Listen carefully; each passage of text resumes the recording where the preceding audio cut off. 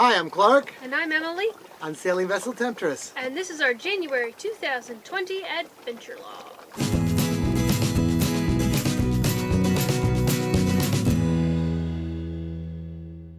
Last we spoke, we were in West End on Grand Bahama Island. We had just checked in. We were waiting out some storms because this was a very, very stormy season. Lots of fronts and lots of energy up north, so you could never really tell what the fronts were going to do. Well, we were going to go over all the islands and go through the Abacos. We had gone that way back from the Bahamas last time. We're kind of still doing that log in parallel. We just didn't do it. There were not enough places that we felt were safe to hide. We really wanted to go that way, but there was just so much wind from so many different directions. We did something new. And it's kind of cool because in doing something new, we found a new way to get through the Bahamas. So we're going to do a video cruising guide on that and clue you into all the places we found. If you ever find yourself kind of trying to make this route and get south during a bunch of fronts, this is a good choice. Good place to cross to, good place to check in, and lots of places along the way that get you there. We'll go into detail in the other guide, but in short, we waited out a bunch of nasty wind in West End. Then we went to a place called La Caya, and we waited out a bunch of nasty wind, and when that nasty wind was over, we had two quite upwind motor sailing days punching into to the berries and syrup. Spent one night, and then the next day that took us to Royal Harbor in Eleuthera. We sat there, waited out 30 knots of wind, sailed down to Hatchet Bay, waited out 25 or 30 knots of wind, sailed to Governor's Harbor area, waited out a whole bunch of wind and had a pretty horrible adventure we'll get to in a bit. Sailed from there down to Rock Sound, where we spent half a week waiting out a whole bunch of wind. And then we went to some place called Little San Salvador Island. It's a place where cruise ships hang out. They call it something else. I think it's Half Moon Island or Cay. But it's called Little San Salvador. That was actually pretty pleasant. We just spent one day there between cruise ships, one night actually. And then we got a very nice, very fast sail right down here to Georgetown. And now we're in our bay and we're safe. And lucky for us, the big winds seem to be over. But if I had to do big winds, here's where I want to do them. So it was a little disappointing that we had planned to go through the Abacos, but we ended up taking a different route. But like you said, we learned a lot in the process, and we'll probably do another video cruising guide showing you the whole way, so that you could do it too if you wanted to. Now that we're here, let's talk about the budget for the last month. Emily, what did we spend? Yeah, let's talk about the budget.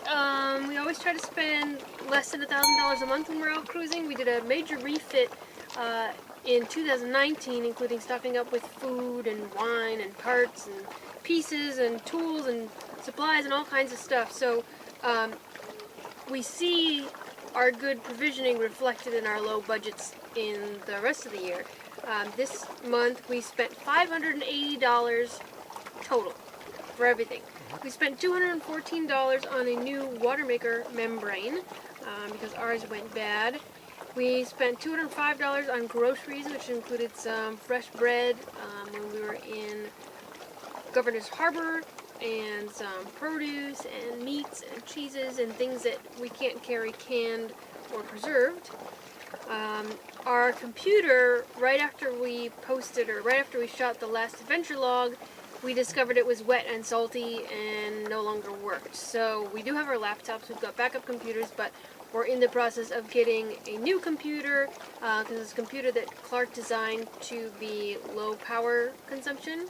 And so we've got a part on the way for that. There will probably be more expenses this month, in February for that. Then we spent $35 in fuel. We spent about $30 for some navigation charts to go on our tablet, which we've been using for secondary navigation. We spent $20 on beer and wine and just drinking out and social nights. We spent $15 filling up with water before we left West End.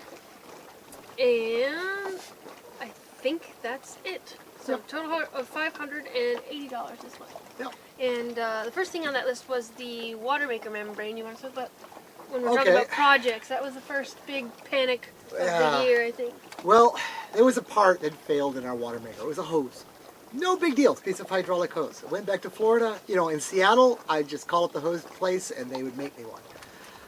In Florida, this took all summer to finally find a hose company that makes custom hose that would make it with the right fittings. So it was a big challenge. We didn't get the part till the end, so I decided I don't want to install it because if I unhook this hose, all the water's going to run out of it, and Watermakers really don't like to be dry. If they dry out, their membranes get destroyed. So we took off saying, I'll install it when we get there. We've got 2 weeks worth of water on board, we'll be fine. And then we got to West End, and it was only $15 to fill up with water. So we just filled up with water again, and we didn't worry about the Watermaker yet. Yep. Well, we met somebody while we were at West End, this guy Don. He's the guy that you see in the Portland Pudgy dinghy, the show us your dinghy thing. Anyway, we met him and liked him, and he told us about this place, Lakaya. So he took off, and like a day later or so, we took off and we pulled into Lakaya, and it's like, hey, there he is. So we come in and we go around his boat, and on the back of his boat it says Mexico, New York. And he had come out, when we came by to say hi, and we said, like, hey, your boat's Mexico, New York. Of course, if you say Mexico in your boat, everybody thinks you're from Mexico. And he starts telling that story. I go, no, Don, I grew up 25 miles from your house. We're like in the next county. So we ended up chatting some more and some more. I put in that part, and it turns out that the water had already leaked out of the Watermaker because of the broken hose. I should have thought of it. And our Watermaker wouldn't make good water. So it's kind of a catastrophe, and getting parts in here is a bit of a hassle. And we had a whole month to get down here, so we had to figure out how to get water. And I go over to his boat, and we're chatting, we're talking about some computer things. He's doing this big computer project with instruments. I put my hand down behind his couch, and there's a Watermaker membrane, exactly the size I need. And I said, oh man, you're having troubles too? And he goes, oh no, I have it as a spare, I don't really need it. And anyway, he sold it to me, or not sold it to me, he gave it to me, and then I ordered a new one that's at his house, because he's going back this season, so he'll get a new one. Anyway, he pulled our butts out of the fire. We installed it, now we got a good Watermaker again, and that wasn't the last time he pulled our butts out of the fire this trip. Whenever we seem to really need a guy on a white horse to come and help us, there he is, anchored beside us. That was done this month. Other projects we did this month, you did some work on the dinghy to add some lights to the dinghy. So we've got these nice bright lights on the back of the dinghy, and we've got our red and green starboard and port lights so that we can dinghy around in the dark and be safe. And the dinghy makes its own electricity with a solar panel. I built a little regulator so it won't overcharge its battery. And it has a bilge pump. I've always wanted a pump in my dinghy. It's such a hassle to bail when you get down to the tropics. Once we get down there's a lot of rain. And it'd be nice to have the dinghy bail itself. There's some, we're sitting right here in kind of this new little area we created. I put some lights in underneath our solar panel arch up here. I built this table out of some leftover wood I had from my dinghy project, so we've kind of got a new little dining area. So that was a bit of a project. Yeah, the boat's now 6 feet longer because we have this usable space that we never really used. We have a new outdoor room. Stuffing box? Yeah, the stuffing box adjuster nuts had corroded away, and we finally found the right size brass nuts, and I changed them out. So it's just a thing, a stuffing box is something a boat has, and it's where the propeller shaft goes out into the water, and it squeezes so that the ocean doesn't come in. And when it gets out of whack, bits of the ocean come in. So Tempter's had a slow leak, and now she doesn't. And we did a little bit of trying to fix the computer, which failed. We're going to end up getting another one, like I said. And you did some work on the guitar. Yeah, I've had this guitar on this boat for, like 25 years. It's been through the tropics, and it's been just such a great guitar. But the mechanical adjusters, where you adjust the string tension, they work. They were like corroding and feeling funny when you touched them. So I put new machines on, and of course restrung it. Thanks, Mom. Yeah. Birthday or Christmas present for your new nubs, I guess. I think it might have been birthday. My birthday's so close to Christmas. Yep. And what else we do? The guitar amp. Oh yeah. Emily's quite the musician, as I'm sure you know. And I built something for her. I took a guitar amp I had, a little PV, and I put a lithium battery in it and a bunch of power supply tricks, so you can plug it into basically any DC power source of any voltage, and it will charge itself. And then I've added a little mixer board so it can have 5 inputs that can all be adjusted independently, and it has some effects. And then it has some power lines coming out so she can control or power her effects pedal. And she's got a looper pedal that, yeah, it's quite a fun little toy to play with. You're a musician like you, I hope. Anyway, we can just pick this up and go to the beach and drop it on the beach, and we have everything we need. We can put microphones onto it. We can do PA stuff when we do trivia down here. I think it's going to be a useful little toy. Okay, what have we been doing day to day, Emily? Well, for a while, our daily life was just hunkering down, waiting out weather, and binging on TV, like you do. That's how we spent a lot of the first part of the month, doing a lot of reading, those sorts of things. We did get some opportunities to socialize, to invite people aboard our boat and just have dinner or some wine or play a game or whatever. So that was nice to have other people aboard the boat. We played a lot of music, playing with the new equipment and just, getting out the ukuleles and the guitar and playing a little bit more. I think one of the best things we did was when we were in Hatchet Bay, we met this guy, Paul, and he's on a boat called SV Windflower. He's a writer, and he does a lot of surfing and fishing, and he invited us diving one day, but it was a little cold, and we said, there's this pond that's supposed to be really cool down the way, and there's a cave. Do you want to come with us? So the 3 of us went on this little adventure to go find this cave in this pond, and it ended up being really cool. There's a cave in Hatchet Bay that's a mile long, and it's got these huge, big, open caverns that you can walk through. There's graffiti on the walls from the late 1800s, when people were using, I guess, Torches. charcoal, and it was pretty interesting to explore that. And then after that, we walked to, there's a salt pond in Hatchet Bay called Sweening's Pond where you can see seahorses, and we saw an octopus, which was really neat. I mean, you've seen octopus. I've never seen one so colorful and change and effect. He greeted us is not really the word. I'm sure he wanted us to leave, but he did a whole light show for us. Yeah, and it was the first time I'd seen an octopus, so that was definitely a highlight of the last month, I think.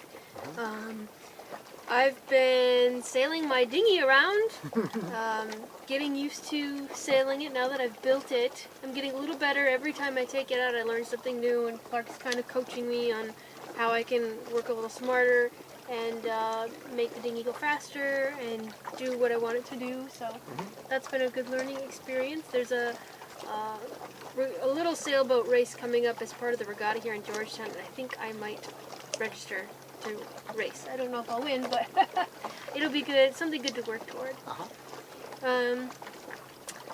Also, daily life. We're started buying groceries again, which was kind of fun because we were like 3 or 4 weeks without groceries, and I had to start getting creative on the types of things that we were eating. Yeah, we went into our dehydrated broccoli really early because it was the only thing green we had on board. Yeah, we ran out of vegetables except for some green onions that I had planted. We were pretty colorless, so now we've got some good produce again. So that's been another good day-to-day thing. What do you think was the best part of this month?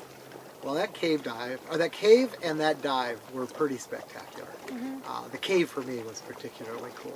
And, anyway, that was a really cool day. Yeah, I think I'd agree with that too. And I like when we're actively moving, you meet people kind of in a different way. There's so many people here in Georgetown. You don't meet on like a one-to-one intimate kind of way. When you come into a bay and there's one other boat, you go over and chat, and it turns out you've got this in common, and you have an evening and an experience. And I really enjoyed meeting some of the people we've met along the way. And that many of them will end up coming to Georgetown because kind of that's what Georgetown is. So we'll see them again soon. Yeah, when you're cruising, when we're cruising anyway, it seems like we have a very large network of friends, and we see them infrequently, but when we do see them, we try to make it a chance to meet up and really spend some quality time together. And that's been nice to get back into that. Well, what was the worst thing this month? The worst thing this month turned out a lot better than it could have. The worst thing this month was losing our brand new bright red, super powerful, awesome dinghy that was our whole reason for going back to the United States. We got up in the morning after a very rough night at anchor on, it was Tom's Rocks, I guess, outside Governor's Harbor, and our 85-pound mantis held beautifully. I mean, it was really rocky. There were waves coming up over the front of the boat, and we held, really strong. But we got up in the morning and looked out the back of the boat, and the dinghy was not there. Nope. So it was still dark, and anchored beside us was Don. So Don comes over in his Portland Pudgy. It turns out it's a very stable boat. And the two of us got in. He took me to the beach. Well, after it disappeared, and what happened is it broke its the shackle that we clip it onto the yacht with. It just broke it. And this was a real rough anchorage. We really got to hand it to that mantis anchor. We actually had green water coming over the bow. What happened was we were anchored behind an island that should have been safe because of the forecast. The wind was going to come up very strong in the night, but it was going to clock around and then come up. Well, it came up without clocking around, so we ended up getting the full brunt of the ocean right at us. We got up, and I looked out the back of the boat, and of course you can't see anything, it's dark, but on the beach I see this little light. And not only is it a light, but it's like a horizontal white stripe of lights. There's no reason for there to be a light at beach level. The houses are up higher, and there's no reason for it to be horizontal except, and this was just too bizarre, our dinghy stern light is like that. So he gave me a ride, and I got to the beach where I could safely get to the beach, and then I walked a mile or so down the beach, and there was the dinghy. It had filled with water, and in filling with water, the switch for the light had gone underwater and turned itself on. Of course, it was wasting lots of power being underwater, but it turned on all its nav lights. So it was basically saying, I'm lost, but here I am. So I got there, I bailed and got the water out of it. I got it back into the water. I rowed it out past the surf, rowing for all I was worth to get past the breaks, and got out into deep enough water, dropped the motor, and it started on the first pull. I was a little worried about that because of all the water that had come in, and got it back, and it was pretty uneventful, really. There's some dents in it, so now we don't have to be so careful about our new dinghy because it has dents, and there's some scratched paint. But really doesn't seem like it has any real damage. And further down, I redid the electrical system, so it's as good as new now. So we learned that we should probably hoist the dinghy up if there's any chance of really bad weather happening.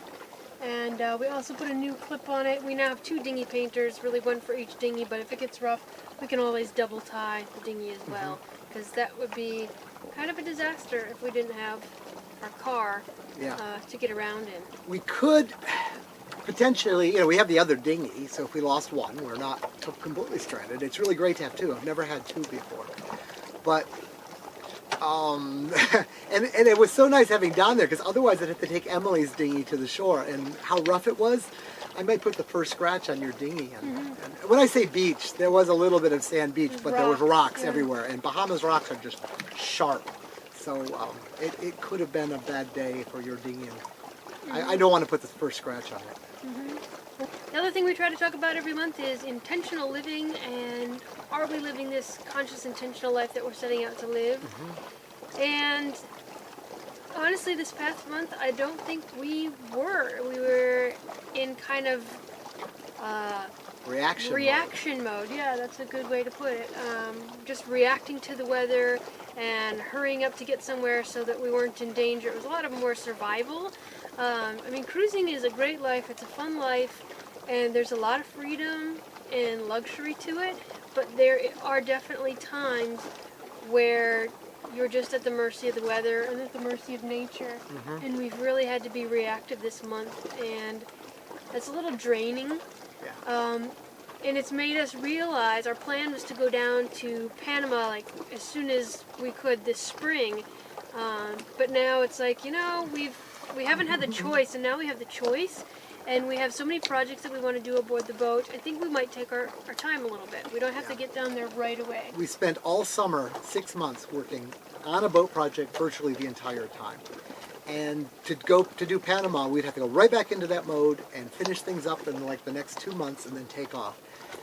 Well, and that's not why we live this life. No. We don't live this life so that we have to rush, and that's why we don't work anymore. We don't want to rush and just be this future-oriented people. We want to be living in the moment and have that flexibility. So we're going to spend longer in the Bahamas, this one more year.